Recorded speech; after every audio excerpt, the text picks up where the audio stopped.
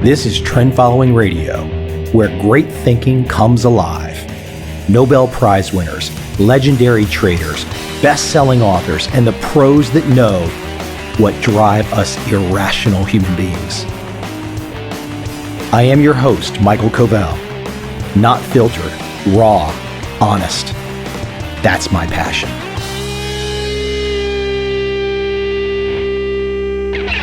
Before I jump into my guest today, want to support this podcast, want to make sure it keeps going, want to make sure I bring the best, the most interesting guest onto this show. Support the cause. Buy a book. Buy more than one book. Trend Following, The Complete Turtle Trader, The Little Book of Trading, Trend Commandments.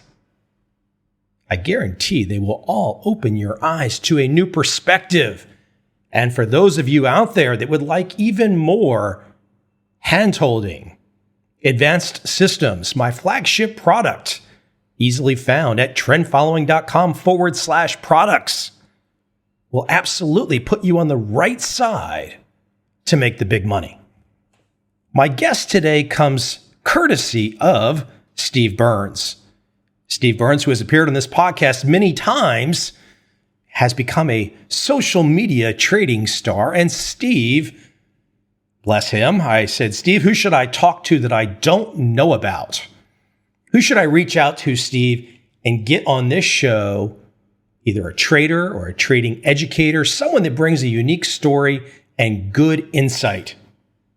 One of the people that Steve recommended, Rayner from Singapore, a young guy, self-made, independent trader, ex-prop trader.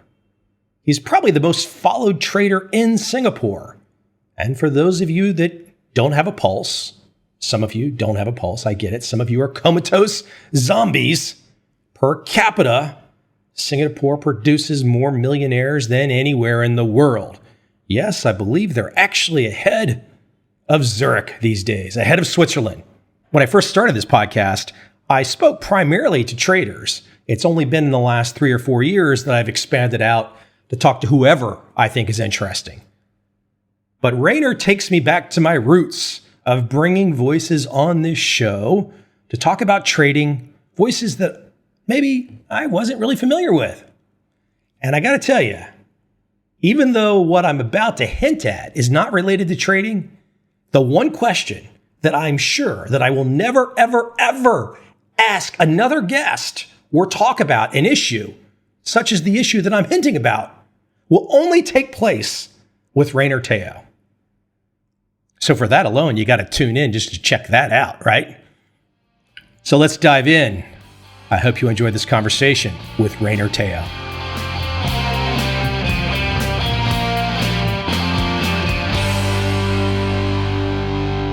I can't remember. Did I tell you how I wanted to have this conversation with you? I believe it was through Steve Burns. Yeah. Yeah. And this is where I want to start right now with you, which is really not for a portion of our conversation to start with. I really don't want to discuss trading as much because when I reached out to Steve, what I said was, Steve, give me those traders you think that are making a dent and the public consciousness on social media, et cetera. Give me those people that perhaps I'm not thinking about that are really developing big, loyal followings. And yours was one of 2 names that he passed along. I thought it would be interesting to kind of start the conversation with just asking you flat out to describe in numbers on whatever social media platforms you want to describe. What kind of situation are we looking at right now? How many followers, how many subscribers on YouTube? Give me some numbers. Paint it out for me. Okay, YouTube, it's about 22,000. I've got Twitter, it's about 15,000. The last one, it's a Facebook community, right? So it's a Facebook group, which is about 15,000 as well, I think. What people don't understand about those kinds of communities, and I want to get into it a little bit with you on how you developed it, but this is taking a lot of time. This just doesn't, you don't just, put up a static page or whatnot, and then people just go there. I mean, you have become a trusted voice, a trusted name with thousands of people. It's kind of an interesting responsibility, isn't it? Yes, in a way. It didn't start out with that intention, but I guess, this is the path that, I'm walking down at this point in time. And yes, you're perfectly right. There's a lot of trust and, a lot of things that whenever you publish, you say you got to take into considerations that there are a lot of traders watching, listening, taking the advice that I'm putting out. Yeah. And I mean, there's a lot of people out there that, and I'm sure you've seen this, but you seem to have a pretty easygoing personality, and I don't really think there's a lot of controversy around you. But I'm sure while there's a large number of the people that are in your world, really get some benefit from it and like following you, I'm sure occasionally now and then you get the cranks and the haters and all that kind of fun stuff. Definitely. I guess you probably know that 30. I'm not sure where I came across this statistic, but 30% of about 1/3 of the people are going to love what you do. 1/3 isn't going to care what you're doing, and the other 1/3 is just simply going to hate whatever you do. So I don't think I have about 1/3 right, but I do accept the fact that there are just going to be people out there who's just not going to like what you're doing, no matter how good your intentions are. And it's just the way humans are like. Yeah, so I can't change that fact. I think in my experience, I find that some of the most critical reviews are usually the people, and they might be well-intentioned. They might be perfectly fine people, but I find some of the most critical reviews are often the people that are the ones that just don't get it. They think they get it, but they don't get it. And there's this block there. And, after all these years, I sometimes don't want to even jump in when I see that, a smart person, that perhaps they've got a good reputation, but they've got that block, and like they're the only ones that don't see it. Yes, I totally agree. And your energy spent convincing that one person could be spent helping 10 other people. And it's not just efficient use of your time and energy. Yeah, there's no doubt about it. So paint a picture for me, though, this following you have. How much time of the day? I mean, you've got a lot of people that are expecting you to give them something every day, at least, right? When I first started out, right, maybe I just backtrack a little, was when I was in proprietary trading. So, while I was a shorter term trader, I had time on my hands to, create a blog, writing articles and stuff.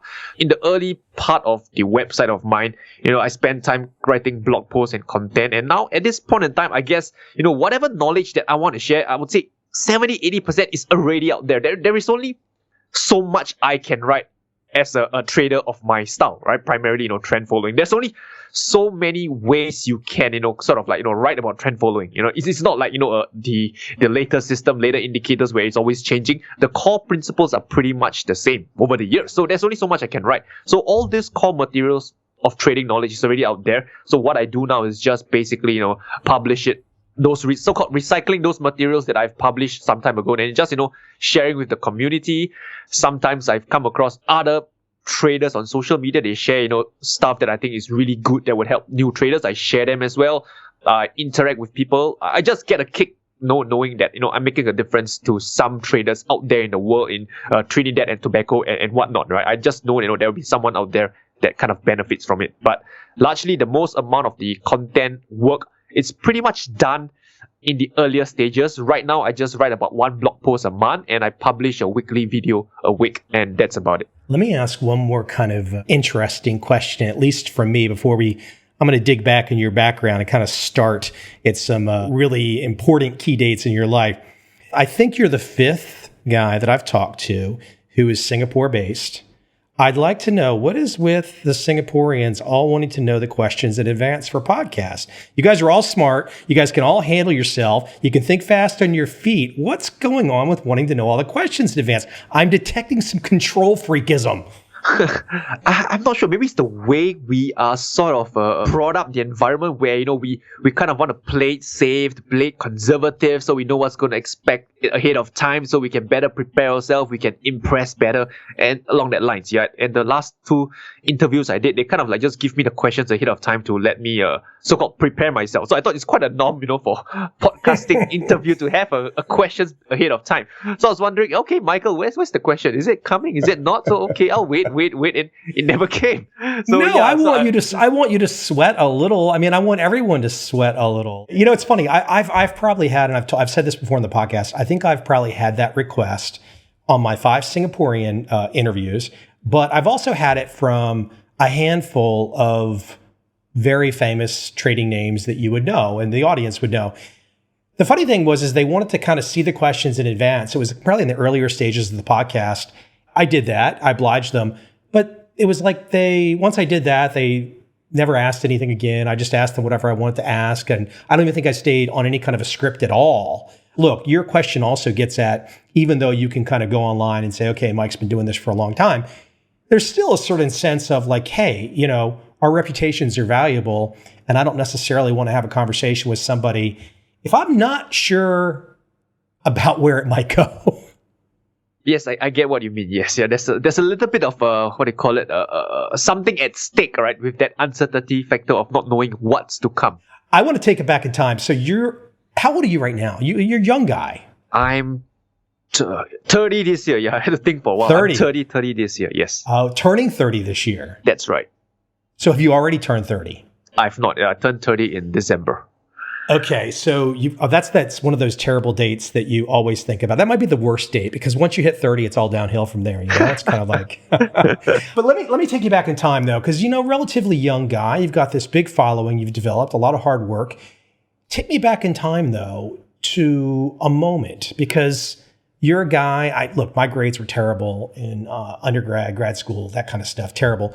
And you have talked about your grades not being so great, but there were some turnaround moments.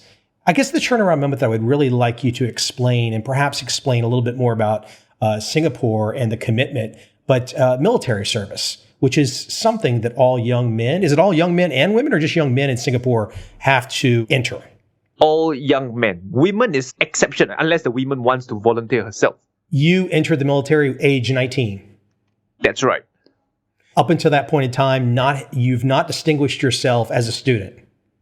Of course not. No, I was no, not at all. What do you mean, of course not? You're a Singaporean. You guys all study like crazy. Why were you not studying? There is no meaning in studying at that point in time. It's just, going through the motions, studying stuff that I don't really care about. And I have no idea how it kind of relates to the real world. And I just, do it for the sake of, I would say, making my parents happy so they don't nag at me. Okay, 19, you entered the military. Again, this is mandatory in Singapore. Kind of give me that transition. When was the moment inside the military where you had the big aha? Describe it. So at 19, I just finished Polytechnic, right? So I enlist for national service. And in Singapore, majority of the guys, they tend to either end up in army, right? A lot of us end up in army. And army, there is two types, right? The majority, I would say about 95%, 97 maybe, right? They end up going to Pulau Tekong. It's an island where they have their basic military training. The bulk of majority will end up there. Somehow or rather, I do not know what happened, right?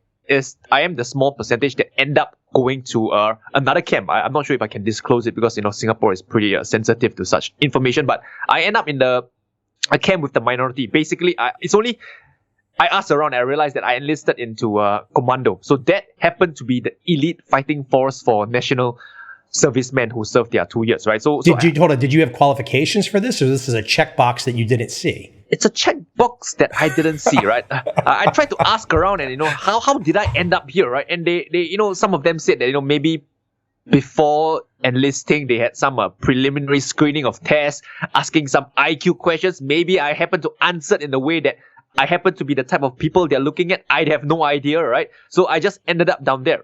I end up in that camp, being the minority. And since day one, we have been, in a way, brainwashed, telling us that we are the elites, right? We are the kind of like, the spearhead. Whenever war breaks out, we will be the first to go in. So, a lot is expected from us. We do not take anything such as, second best. It's either you give it all or nothing. So that kind of, instilled since day one, and they made us do things that, to be honest, right, if I didn't go through it myself, I wouldn't believe it is possible, right? Maybe I can share with you some things that I did, right? You jump from a plane. You didn't expect to do that, right? I've not done that yet. I mean, that's awesome. Yeah, no way would I, dare to do it, but when you go through it, when you see people doing it, and you tell yourself, this is it, man. It's now or never, and you just did it, right? So I jumped it, I think 3 or 5 times, I can't remember. And then another significant moment is the road march. I swear every commander will remember it. The road march, it's 72 kilometers. We walk for about 23 hours non-stop. I mean, we have a 10-15 minutes break every hour, but that was another very painful, excruciating exercise that I didn't imagine that I would have done it, but hey, eventually, I did it somehow miraculously. Another one we had was something called the SOC, which stands for I'm not sure what it stands for anymore, but it's basically a physical test, right? Every army guy in Singapore will know what it is, right? And the interesting thing is that we have a time limit to meet. So I guess the biggest aha moment when I realized that your mind is stronger than your body is that I remember clearly, right? The first 3 minutes, I was already exhausted like hell. Like, man, I was really tired. I was, if I wasn't in the army, I would have told myself, this is the end. This is my limit. I cannot go on anymore. I'm dead, flat out beat, right? But hey, I continued for another 5 more minutes, which felt like 5 months, right? Before hitting the finish line and completing the SOC. And that's when I realized when your body at the 3-minute mark is really telling you that it's impossible to continue for another step. I went on for another 5 minutes, giving my 110%, and I'm still alive at the end of the line. And that's when I kind of realized that, your mind is really much stronger than your body. Your body would tell you at first sign to give up. It's enough. But your mind is what's going to push you through the obstacle, the hurdles, and get you to the finish line. And that was one of the biggest aha moment. I would say these are the 3 things, right? The jumping of the plane, the road march, and the SOC. Oh, it stands for a standard obstacle course, SOC, right? This was the 3 things that really changed my mindset and my outlook of life. I've got to ask one more because you openly talk about it. I'm sure for the life of this podcast, I will never have this particular conversation with anyone else. I can't imagine that anybody else would promote it. But frankly, I found it interesting. I think it gets right to the mind and body. But the idea that you were able to hold number 2 for 5 days. Yeah, I mean, that is, I don't even know where to start with that. I mean, I know, I don't, maybe I've been sick and that didn't happen for 1 day or something, but 5 days, I imagine that there's physical issues that start to happen. Yeah, at least certain factors play a part, because the food that we are eating, right, in the jungle isn't the kind of normal food you get in the coffee shop, the restaurant. It is specially prepared to help you hold your bowel, right, in the system for a longer period of time. Because imagine if you are going to war, you can't be, going to the toilet every 6 hours of 12 hours, right? Your food kind of like need to be sustained to give you energy and doesn't inconvenience you to, to look for a bathroom or something. So that's the kind of food that we eat. So, somehow I ate that food. I ate quite a bit of it, and, it kind of accumulate inside for 5 days. And I told my officer, hey, that's it, man. This is at the maximum. I gotta go. I don't care where I am, but I gotta go. I dig some soil, and okay. And I'll see you later. I want to get the scientific perspective on this. I trust you at this moment in time, but I want to know that if there's, it makes logical sense. I can think about military service and whatnot, but 5 days, that's just, like I said, that's clearly a mental and a physical challenge. When you finish going through that, this sounds terrible, but when you finish that process, how did you look back on that particular experience? Look, this is crude. It's, whatever, but it's life. It's human. It's all of us. But to take it to that extreme, what was the lesson that you were looking back on after you went through the process? How did you feel about being able to accomplish something like that? Or did you not feel? I don't even, it's such a crazy question for me to ask, but there's something here. I felt very good at that moment in time, right, where, I am cleansed, right? But after which, I kind of realized that, the human body is really interesting, right? I think it's something that, most of us highly underestimate, right? It really can do wonders, right? And, it's only when you push it, can you know how much you can accomplish. If you don't push it and you stay in kind of like your comfort zone, you really do not know, how far it can go, right? So that's one of another moment that I kind of realized, like, hey, wow, this is something I didn't see coming. Well, it's really crazy because when I read it and I thought to myself, I was like, okay, I had to imagine myself doing that. And then I had to think about, okay, what would be, the mental aspect to it, the physical aspect to it. It's one of those interesting. I've never seen anybody speak to that or promote that. Maybe I've just not had enough military guys on, and I don't have enough military background to ask that. But anyways, let me move into something a little cleaner, which would be the people that you are surrounded with. I think you've talked about this as well too. Here you are as a young guy, you're not really motivated in school and all that kind of stuff. Okay, you go into commandos at 19. Character. Speak to the influences. I'm not asking for names. There's privacy and stuff like that. But if you want to describe any of the influences, the characters that influenced your character inside military service, because ultimately this foundation is going to lead us to a trading discussion in a few moments. But why don't you speak to the idea of how your character was shaped inside the military? I would say, because as you were...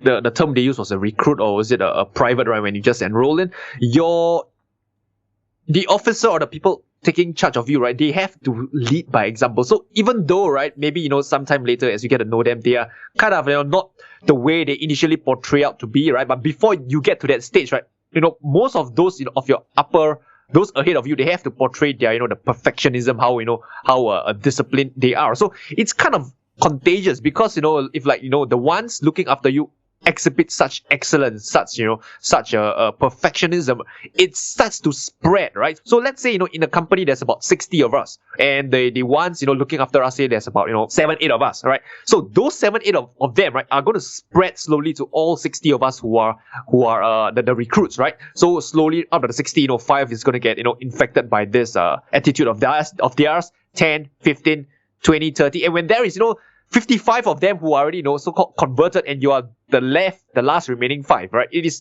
not difficult for the remaining 5 to, to convert into that belief and that attitude of excellencies. And I would say that is how, I got converted as well. Trust me, I wasn't one of those early ones who got, oh yeah, man, I'll be the best. I'm the excellent one. I'm probably one of the last few because, from before I entered military, I'm the kind of guy that is the most laid back one, the last few in class, the one that doesn't perform, the ones that give, the teachers problem. Those characters is, what I exhibit before army. So, I naturally, needless to say, I'm probably one of the hardest ones to convert, but hey, birds of a feather flock together. I really believe in that. I think someone mentioned a quote, I'm not sure who said, something like, you are the average of the 5 person you hang around with.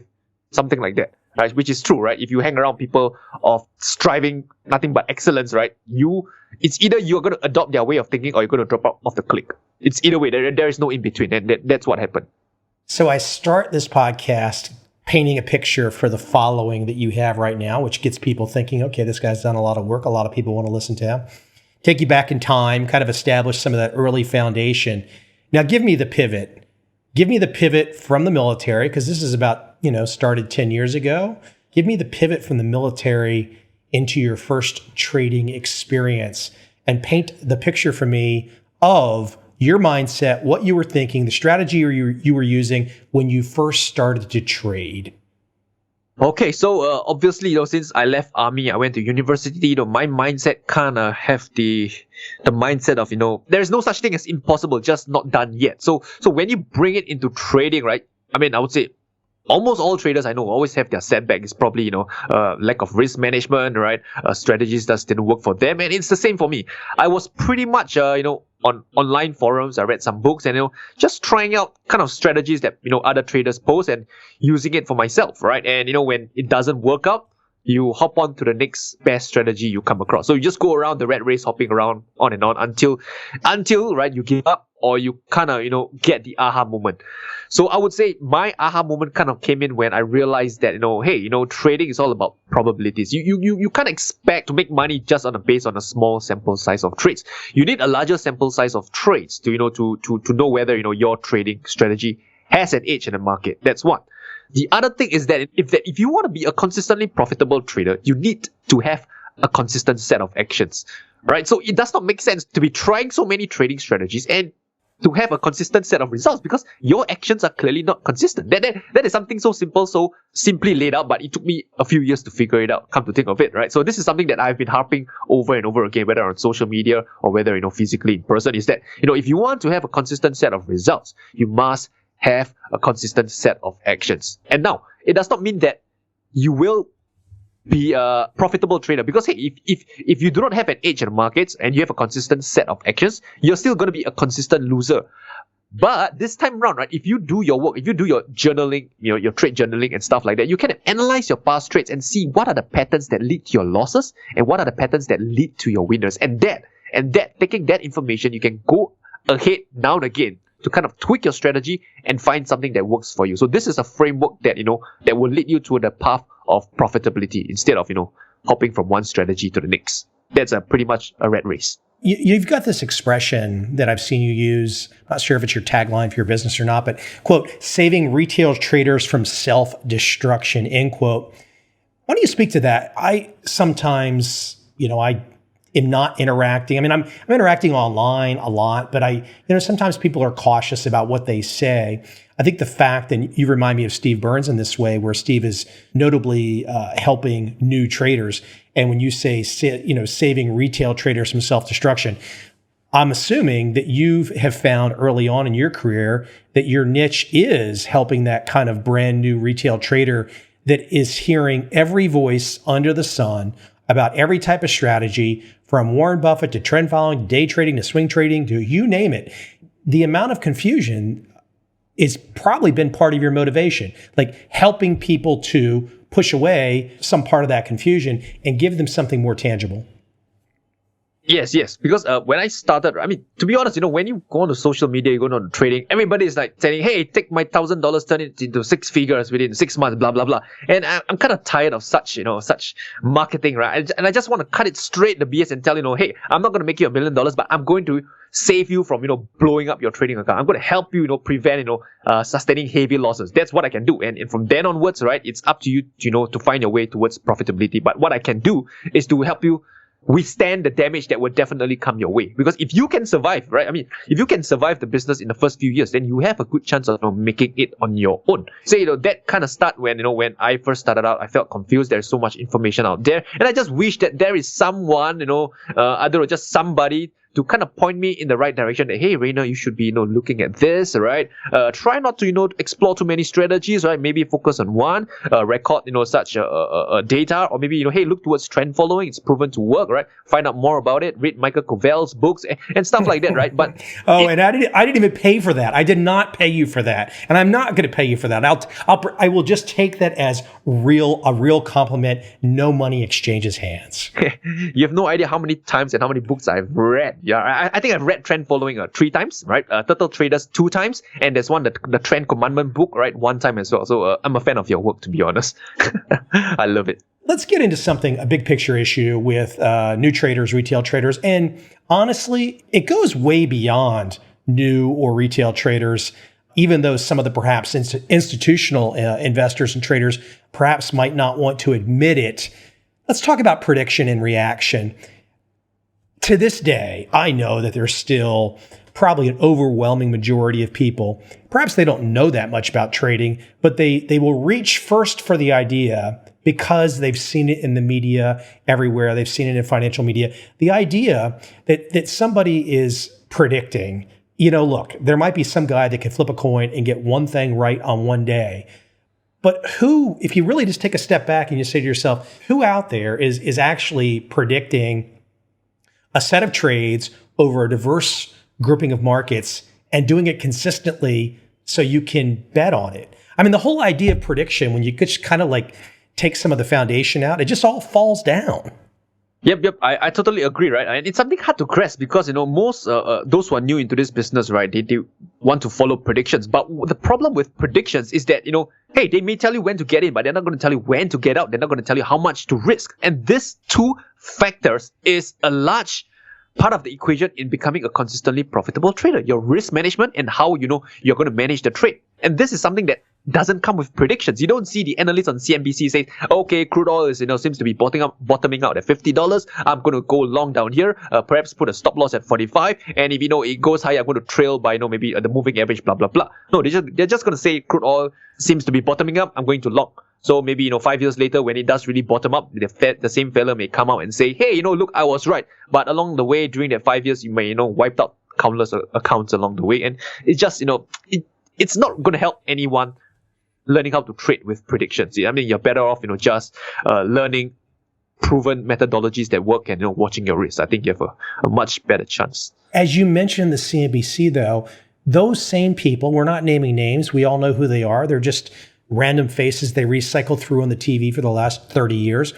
But those people that come on and say that kind of simple sounding thing, buy here, whatever. I mean, they're like literally leaving multiple pieces of the equation out.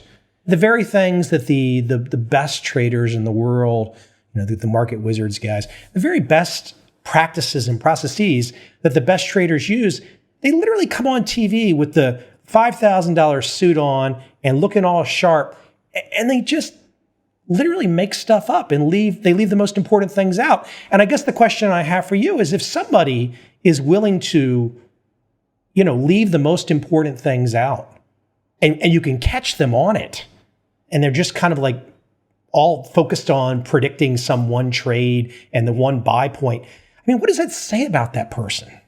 Well, yeah, you like that question, huh?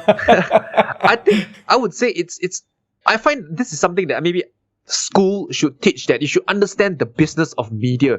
Their intention is not to help you, the retail traders. Their business is into acquiring eyeballs, and they make from the advertisement. They want to, gather viewership. And how do they achieve it? Through fear, greed, and predictions. They have no interest in you, whether you do well or not. They have interest in themselves first. So when you start to see things in that perspective, right, and you kind of realize the people that they bring on board is not meant for you, the retail traders, but for themselves to get more viewership, you tend to take stuff with a pinch of salt. You don't take it serious now, but plenty of new traders, and frankly, plenty of experienced traders really do still, even though a guy like you or a guy like me, other people can point out the holes in this stuff, they will still turn on the TV and they'll see the financial media logo, they'll see the person in the suit, and they'll see the ticker rolling by fast, and they'll kind of feel some excitement, and they still give it credibility. It's sad.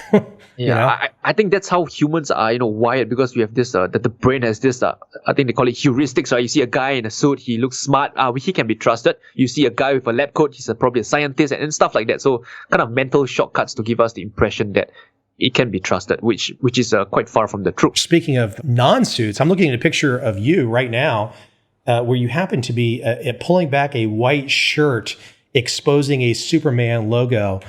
Give me some feeling about that. I mean, it's kind of a cool shot. What you're thinking? I'm thinking I'm not those Wall Street guys. I'm not a guy in a suit trying to impress you with my prediction.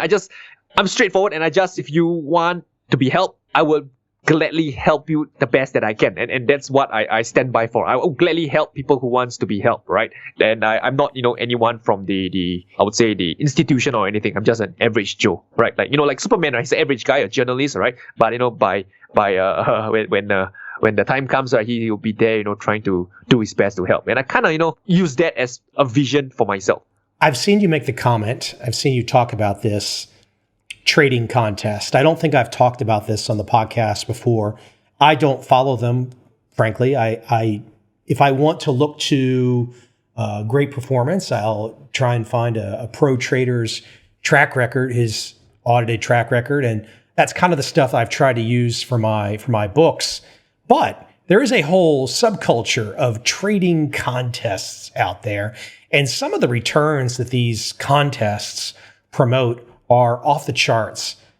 But these contests, I mean, I've got enough experience, and I'm sure other people in the audience too as well, but a lot of people don't have enough experience to realize that these contests are probably not all that they are cracked up to be. And a lot of these contests, frankly, when you get under the covers, are rigged. I mean, this is kind of like search engine optimization is one way you could think about it. But I think just accepting that you've heard about a trading contest and somebody's done really well, that's not enough to believe, is it? Yeah, definitely not, right? I mean, like you've said, it's easy to rig, right? And you can just apply some basic tricks to kind of have a really nice so-called contest-looking track record, because you have to understand that most contests, I would say, is probably like 30 days, right? And 30 days, right? If you just what does 30 days tell you? Nothing. Exactly, nothing, right? And you can be doing the wrong things, right, that yield favorable results in 30 days. But if you run that same strategy long enough, you'll probably, wipe out your account. But the chances of you wiping out that account in 30 days is pretty slim because, it's too short of a duration before, the risk of ruin catch up with you. Like, for example, I think the LTCM is one such a case, right, where they are, using strategies that, in the short run, it will look good, but eventually, right, it's going to catch up with you and it's going to hit you big. So these are pretty much similar stuff that's going on, in trading contests. Trading without stop loss, trading too large. Hopefully, it does not catch up with them during the contest period. And, if it doesn't happen, hey, my track record looks good over the last 30 days and that's how it gets, promoted around. Well, the idea of a contest period speaks to prediction because the idea, look, you're talking about trend following. I'm talking about trend following. 30 days doesn't guarantee you anything. Frankly, if anybody takes the time to go look at some of the professional trend following track records, you can see a year where nothing happens. You can see a year of negative performance. And I think that's probably hard for new and experienced traders to wrap their arms around the idea that consistency of output, consistency of outcome is not the goal. Consistency of your actions, your process is the goal, but you can't predict the dang outcome. I totally agree. And, it's very difficult for new traders to grasp. As I've said, right, there are just so many trading strategies out there. And I believe there are strategies out there, right, not trend following, maybe the shorter term one, like maybe day trading, right, scalping, right? Yeah, they can make money, every month, every quarter. But the thing is that you as a retail trader, it's hard to replicate that because of your transaction cost, of your level of experience. And maybe you're just playing a different field altogether, right? I'm sure you heard of a Virtu Financial. I think it's an algo trading firm, and they make money, I would say, almost every day. But their playing field is different for you as a retail trader, right? If you as a retail trader, you need to ask yourself what is reasonable, right? Given your time commitment to trading. And so you have to find a trading style that suits you. So needless to say, if you're a retail trader, it does not make sense that you're trying day trading and you have a full-time job, right? I would say that is suicide because you work at your job from, say, let's say 8 to 5. You come home, have your dinner, and you try to, day trade maybe the Forex market for the New York Open for 3-4 hours, watching the screen, watching the markets. At that point in time, your mind is already so bogged down by, the stress at work, colleagues, politics, I don't know what not, right? And you put on a position, the position goes against you, and all the emotions in you, right, from trading to work and everything is all inside of you. What are the chances of you making good quality trading decisions? What are the chances of you, right, following your rules? And on top of it, right, this is all, precious time away from your friends and family. Is it worth it? If you ask me, hell no, right? It's not worth it, right? So I would say, back to your question of, consistency, I would say you want to find a method that suits you, the retail trader. And you ask me, there isn't a lot of method. It's probably, position trading, which is other words, trend following or swing trading. These two, I believe, would give the retail trader the highest chance of success, right? Assuming the retail trader has a full-time job. So once you kind of, understand what this two trading methodology is all about and understand how to get consistent in this approach, you have a better chance of success. And to be consistent in this approach, it takes a longer time because of the fact that your frequency of trades won't be as high as those algo trading firms or, scalpers. Your frequency of trades will be lesser. So you need to give yourself a longer period of time to accumulate that sample size of trades, right? And not just, hop from one strategy to the next month after month, which, you end up in the rat race as, we've spoken about earlier. So I think managing expectations is very, very important. As we talk about the different styles of trading and we talk about time frame, it probably, if people just think about it, it makes more sense because people want to think they can get money quicker and get it out quicker and all that kind of stuff. It makes more sense that, and this is actually true, that more money across the world from retail to pro wants to put their time and energy at shorter term strategies. But if you lengthen the time horizon, end of day, end of week bars, when you lengthen the time horizon, the competition drops because so many, frankly, big, large institutions, they have mandates that are not based on being patient. And if you can look at patience as a virtue, then all of a sudden, untold number of opportunities open up, for example, in a trading style like trend following. Yes, I would say, yep, the space is definitely not as competitive compared to the lower time frame where, the algos are fighting out with one another. But again, I understand where the retail trader is coming from because I have been in their shoes and, the battle that they are fighting within themselves is that, whoa, look at, this social media trader. He's making, maybe 10 grand today, man. Maybe I should, check out his trading strategy. Why would I want trend following, which only makes 15% a year? That's way too slow, man. I want something faster. So they kind of need to, battle with the noise out there. They need to, sort of like, filter out all the noise that is out there. And then, within the noise, there are the truth, right? But they won't want to look at the truth because it's not enticing. It's not sexy. Why not? I look at something which, promises greater returns, in a shorter period of time. So these are all the kind of, if you ask me, the obstacles a trader has to go through and, to feel it, right? To kind of, been down under and then come out of it and realize, what is the reality of trading, right? And there's really no way you can convince them until they've, been through it themselves. I've tried myself. I've, spoken to traders, I've explained it to them, but it just doesn't get into their head. They'll just tell me, look at that, that social media trader, look at that guy, he makes, this much in blah, blah, blah, a short period of time. And I know, you know what? Go out there, try it, let me know, how it goes for you, and, we'll take it from there. Hey, let me give a practical point, that something that I wish I would have seen, if I would have seen it in advance. I just don't think I've phrased it this way in your work. I saw this, and maybe you're going to source somewhere else, I don't know, but I just like the way you phrased it. With trading, there's 4 outcomes: small win, small loss, big win, big loss. And that 4th one, the big loss, is the one that you can most control. Yes. I believe it's somewhere, maybe Larry Light. I think he said something similar along that line, so I kind of took it as an inspiration. I don't know, but yeah, that wasn't an original inspiration. I took it, I believe, from Larry Light, who mentioned the 4 outcomes. Larry Height. Yeah, Larry Height. Yeah, sorry, Larry Since you Height. speak multiple languages, I can give you a break on Larry's mispronunciation. I hope he's not listening. but the idea, though, that's so true. Like, people don't necessarily think at the beginning that, people aren't, when they start trading, they're not sitting around thinking, I need to worry about that big loss. I mean, everyone's thinking about the big gain. I mean, literally, you make money by not having the big losses. Yeah, because, when you start off trading, right, if you're a new trader, there's only one thing in the mind: to make money, right? Why would you be thinking about your losses? Your losses is probably somewhere far, at the back of your mind, right? The first and foremost, right, it's all about the gains. So when you kind of, start off the wrong foot, focusing on the wrong things, and the losses come, right, you're not prepared to handle it because it wasn't even, part of the equation to start with. When the losses come, then they kind of realize, hey, I can lose this much of money. I didn't know that. I didn't see that coming. And that's when they either start to learn or they kind of, pray, hope, the thing kind of turns around. And usually, it's too late. If you think about this, if you prevent those large losses, what's going to be left? It's either small wins, small losses, and the really large winners, right? So if your small wins and small losses kind of, cancel out one another, what's left is just pretty much the large winners that would, pay for your entire year. And yeah, that's about it. To those of us that are awake, and many of us are, it's perfect common sense. But, all of this is 100% personal responsibility, meaning you are responsible. You are responsible for picking your system, testing your system, journaling your system, placing the trades, making sure everything goes the right way. But you can't, again, it's not about controlling the outcome, but it is about controlling you. If you're not willing to look in the mirror and be responsible for everything that you do, my gosh, just give your money to Buffett and sit back and not worry about all this game, huh? I'd rather give to a trend-following hedge fund because their drawdown is not as much as him, by the way. But yeah, you said it really well.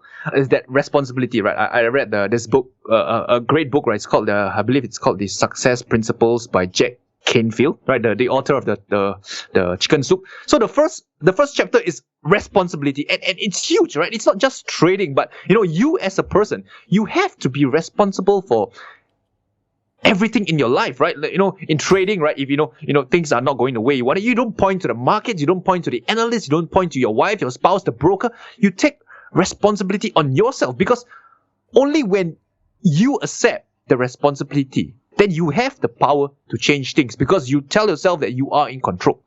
The moment you start pointing fingers at someone else, you are giving away that power to change. Taking responsibility is huge, right? Not just in trading, in life, in everything in life, right? Maybe I just share with you something that happened in university, right? I was trying hard, right, to achieve first class honors, right? So I'm doing all my best, for this particular quiz. It's a test. It's a social psychology, and I do really put in a lot of effort in that particular test. I submitted, right, with high expectations, and it came back, I got 2 upon 10. And I'm baffled. 2 upon 10? What? What is this? Hold on, that's 20%. It's like F is like 60%. I mean, so you've more than failed. Exactly. And then I was baffled, the amount of effort and energy that went into that particular, work I did. And that I could have, done 2 things. Number one, point finger and say that the lecturer, he didn't know how to mark. He doesn't know what he's doing. Or get to him, ask him for feedback on what I did wrong, and take that feedback and apply it for my next test or exam. And that's what I did, right? In fact, this is the so-called, for those of you who are listening right now who are students, bug your lecturer, bug the hell out of them. They are going to give you tips, feedback, and constructive criticism that you can use to do well for your exams, right? And this is the thing I did, right? And basically pulled through my university with a first class honor. Not that I want to brag, but this is so-called my secret sauce, doing well in studies. Going to go and take responsibility, take feedback, and you will do well. Same for trading, right? I have a journal, take the feedback, right? And from then on, right, improve on it. If you're not willing to take responsibility, you're giving up your power. And when you give up your power, right, you're going to assume the victim. And honestly, it's going to be a very, very sad life ahead, right? But once you, decide to take responsibility, to admit to yourself that you have the power to change things, right? Then, hey, you have a brilliant life ahead of you. Not just in trading, but everything in life that you do, take 100% responsibility. I can't emphasize this enough. Great advice. Hey, let me share with you really quickly 2 things that I really love about Singapore. I don't necessarily understand how that happened, but it did happen. Number one, back in 2007, 2008, my gosh, seems like a long time ago now, the Turtle Trader book, 13 weeks straight, top 10 nonfiction, Singapore Straits Times, the main paper there in Singapore, in the top 10, was behind Mother Teresa, and Greenspan was behind me. Still to this day, I still think that's one of the coolest things for me, even though, a lot of people have not necessarily traveled to Singapore. Number 2, it's the only place. And again, I'm not tooting my own horn. I just find it really cool. And since you're Singaporean and we've not talked, maybe you've heard me say this, it's the only place in the world that your humble trend-following author has ever been recognized by a taxi driver. Serious? Serious. Wow. Okay. I'm really surprised by that. Right. Well, okay. I mean, he looked in the mirror and said, "I know you." And I said, "You don't." I mean, it's like Saturday morning. I looked like I was, warmed over death. And I said, "You don't know me." He goes, "Oh yeah, I know you write trend following books. Your name's Mike Covevel." And I was like, "You got to be kidding me!" And I took a selfie with him outside the car. Crazy, huh? That's amazing, man. That shows how much your work have really spread, and I'm really happy to have come across it. So yeah, thank you. Well, it's cool stuff. Hey, Rayner, where can we send people to check you out? They can find you on Twitter. They can find you on YouTube. Is there a main website we can send them to? Oh, yes. You can go down to my website, tradingwithrayner.com. That's my website, my blog, and check out my article, videos, and if it helps the traders along the way. RAYNER for those thinking the exact spelling. Easy to find. Hey, I appreciate it. When I make it over to Singapore, we'll have to have lunch or dinner. That would be nice, right? Please keep me updated.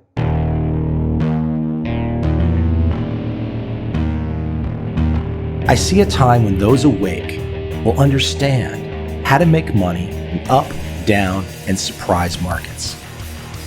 Whether new trader or experienced, college student or financial advisor, protecting against a crash or just trying to make a lot of money, trend following offers everyone an answer in uncertain times.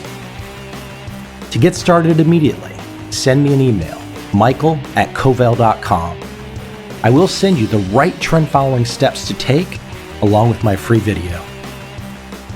But if you want to buy and hold, trust the government and trust Wall Street, this is absolutely not for you.